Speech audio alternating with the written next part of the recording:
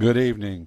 This is Arbuckle Fotheringale bringing to you a rebroadcast of a public meeting with the two guest speakers, the Bishop Pecorino and the Professor for Religious Philosophy, Horatio Crutchfondle III, from their public meeting at the University of Holiness. Well, if it isn't my favourite student, Pecorino. How have you been, Bickies? Wonderful, thank you, Itchy. There's nothing new under heaven. That means you've discovered nothing new. Not exactly. The whole project cost $100 gazillion, and we had to show some result. The expectations were enormous for something new, and the results are exciting. An aspiring politician must first realise that the voter is stupid and can be manipulated, and the candidate is not. Well, fat chance you'll ever convince me of that there, boy. We already do it. How many times have you heard a politician use the phrase, ordinary people? Well, that's you. You're ordinary. And if you are ordinary, who is extraordinary? Why, those like me, the candidate. I am extraordinary, and I get elected by people like you, who need to be told how much better their world will be with people like me in charge. The first job of a candidate is to convince voters they cannot solve their country's problems, which they did not create in the first place, mostly because they don't know how to. You need a government to make those sort of cock-ups. We add to this confusion by calling you ordinary, and then using language no ordinary human would ever use. Such moronic expressions as going forward, up and coming, ongoing, and 110%. What candidate would stand for election promising to go backwards? But you all swallow this garbage as if it was the wisdom of God, and when you cannot understand what you're hearing, you're told it's because nobody understands God anyway. So how you all different there, you old boy? Yeah, Bickies, so how are you different? We know that a candidate must not only claim divine guidance, but must show that he is godlike and has godlike wisdom. And this is sometimes tough. It sounds very much like a life and death choice. Our country was built on greed. The more money we accumulate, the more the voters think we are clever and admire us. Now, don't you think that's rather stupid? It's harder to rip $1 million out of the average millionaire these days than it was. How true, how true. Even our pedophile and porn industry has to cut back. Foreigners are now the main producers and top money earners. We still have 30% of the international weapons sales to terrorists and paramilitary groups to overthrow their governments, while we jabber on about peace and democracy. We are in danger of losing our reputation as the land of the hypocrite. It's getting so a corporation can't make $1 trillion anymore selling toxic chemicals. We're lucky we live in a democracy where we own the people who run the government. So, Itchy, you want to hear what we got planned? Yes, please, Bickies, I would love to be enlightened. Please enlighten me. We give them a new religion, complete with sins and how to get forgiveness and heaven and hell. The world is full of weirdos with their little religions and little gods. How is yours going to be any different or any better? It's based on God, fitness, health, and cannibalism. Cannibalism? Oh my goodness. I had a girlfriend once who was good enough to eat. I never did, but she tasted great. Itchy, it's really simple. Obesity kills thousands of people every year from heart failure and stroke. Diabetes treatment alone costs hundreds of millions of dollars. I mean, think of all the bombs we could make for that. True, but cannibalism. Oh my goodness, what's wrong with a hamburger? A hamburger won't give you a healthy, long life. My congregation grows so healthy They can have sex right up until old age, right up until the moment they die. Why, boy, we can't never get no congregation to go to church on Christmas. And you want them to come along and sweat and exercise and get to heaven by doing good things. Boy, you don't know much about them people or God. We use the Catholic Church method.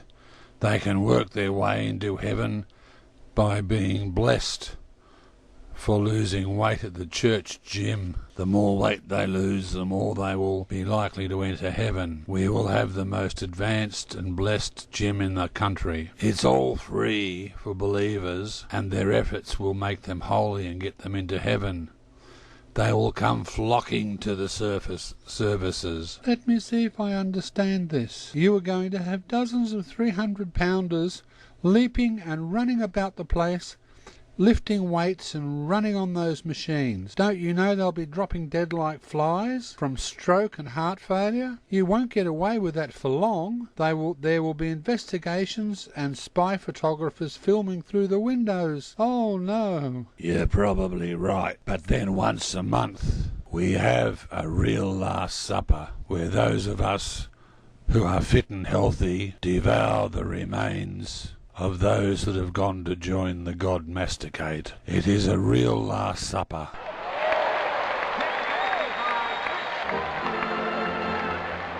Now, Bickies, other than a church full of very healthy, skinny people with low blood pressure, feasting on their fellow churchmen, are there any other benefits to belonging to the Church of the New World? Certainly, there's lots. We have apprentices training here, all at no charge to the student or taxpayer. The voters think we're brilliant. We have 2 services every Sunday with a great deal of arm waving, singing and hallelujahing. Hey boy, what all kind of merchandise you all talking about there, huh? Well, sir, for our randy young sisters, there's genuine southern honey-cured stud-butt jerky. For our horny young brothers, we have real deep-fried southern hickory smoked nipple chips. For believers with a mild fetish, we have cheese-flavoured belly-button balls. Then there is offal burgers with fresh salad for the junk food addicts. Of course, we do special lines to cater for those with uncommon fetishes that are a touch sinful. Why, hey boy, what about all the leftovers, the bits that nobody wants to eat and nobody wants to sell and you can't hang on the wall somewhere as a decoration? What do you do with all that stuff? We have a pond with thousands and thousands of piranha fish behind the gym. But Becky's, what do you do with all the fish? They're very dangerous. They bite people. Every Tuesday we use a big fine stainless steel net and drag the pond, and we get hundreds of piranhas. We ship them off to the local Catholic church. The priest sells them to the congregation. It raises funds for their court cases. They eat fish on Friday, you know. They think fish is some sort of vegetable. Oh, Bickies, that is so diabolically wonderful. And all this happens in the name of the pre-Egyptian god Masticate. Well, I suppose, if the god's been around for long enough, there's nobody around to tell us anything different, is there? That's right. But don't think of it as criminal. Think of it as the same as every other religion. It's a big money-making scam. Why, we're even going to sell liposuction juice to starving nations. It's rich in nutrients and fats. Kids will thrive on it, and we'll make a fortune on the international market. It will replace beef as the protein of choice under an orphan pharmaceutical company label.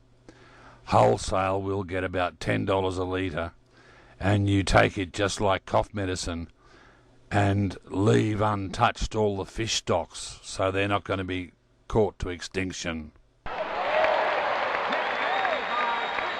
Itchy? Christians can't complain. They've been practicing ritual cannibalism for 2,000 years when they eat the flesh and drink the blood of their god. But in my church, obese people who drop dead from natural causes on their way to heaven are processed and consumed at the Last Supper instead of being buried.